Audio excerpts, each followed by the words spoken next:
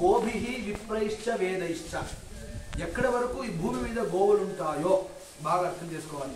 గోభిః విప్రైశ్చ బ్రాహ్మణులు, వేదైశ్చ బ్రాహ్మణులు ఉంటే వేదం చదవాలి.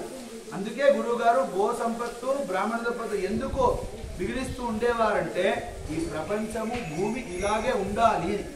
అందుకే గోభిః విప్రైశ్చ వేదైశ్చ సతీభిః సత్యవాదిభిః. ఎవరు పతివ్రతులు ఉంటారో, ఎప్పుడు అబద్ధం చెప్పకుండా సత్యమే చెప్తూ ఉంటారో,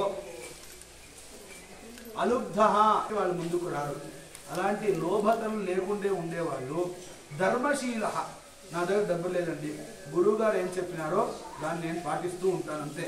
ధర్మాన్ని ఎవరు ఆచరిస్తూ ఉంటే ఈ 7 మంది ఉంటారు. ఎవరెవరండి? గోభిః గోవులు, విప్ర బ్రాహ్మణులు, వేదైశ్చ సతీభిః సత్యవాదిభిః సతీ పతివ్రతలు. సత్యవాది అంటే అబద్ధం చెప్పకుండా ఉండేవాళ్ళు. అలోభి అంటే లోభత్వం లేకుండా ఉండే. ధర్మశీలైశ్చ ఎవరు ధర్మాన్ని ఎప్పుడూ పాటిస్తూ ఉంటారో. ఈ 7 మంది ఉండేంత వరకు సప్తభిః ధార్యతే మహి. ఈ 7 మంది ఉన్నారు కాబట్టే ఈ భూమి ఇంత బరువుని మోస్తూ ఉంది అని శాస్త్రం చెప్తుంది. అలాంటి గో సంపత్తును వాళ్ళు రక్షిస్తున్నారు. చాలా విశేషమైనటువంటి కార్యం ఇది. అలాంటి గోశాలలో మనము ఇంకా ఏదో ఒక పెద్ద సాన్నిధ్యం ఉంది. లేదంటే ఇలాంటి చోటు ఇలా జరగాలంటే కుదరదండి. మనం చూస్తున్నాం సంవత్సరానికి నెలలకి అభివృద్ధి చెందుతూ ఉంది. గురువు గారి ఇక్కడ నుండి అప్పుడు చేయిస్తూ ఉన్నారు. నా ఒక నమ్మకం. అది లేదంటే ఎక్కడి నుంచినో ఇక్కడ మీరు చెప్పినట్టు ఇదివరకు మనకేమంటారు గారు ఏది పరిచయం ఉందండి.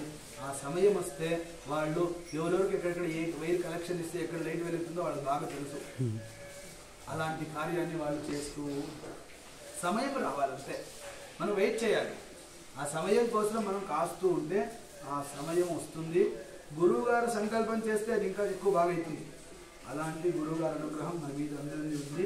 ఈరోజు మహాపుణ్యం.